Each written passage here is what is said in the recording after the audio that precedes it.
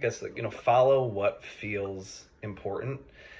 It's hard to say what you should have learned earlier or learned later, because we only have a limited amount of time. So anything that if I had learned it 10 years ago, then I would probably not know it now. It means then there would be something else I wouldn't know. And so it's hard to say like what the trade-off is, but I think if you can sort of sniff out the thing that feels right.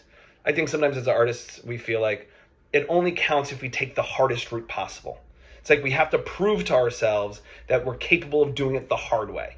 We're capable of doing it by ourselves. We're capable of like handling everything ourselves. We're capable of like putting ourselves through the ringer. There's a kind of discipline, I think, particularly for Juilliard students, that feels important.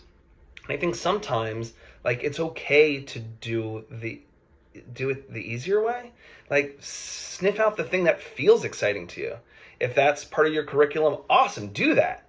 If it's not, well, cool, do that instead. And like have a little irreverence and a little bit of pleasure and joy in what it is you're figuring out. I mean, the first movie I made, I had no idea how to make a movie. I had to figure it out. And I'll be honest, the figuring out was more fun than the finished product. And so, the part of the drive is to say, like, how can we continuously find the next thing to figure out how to do?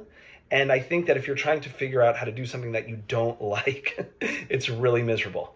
And if you're trying to figure out something that gives you joy, that sparks your curiosity, that sparks your imagination, that makes you feel like, yeah, I'm game to go into a room and talk to all these people, then that you cannot lose by following that spark.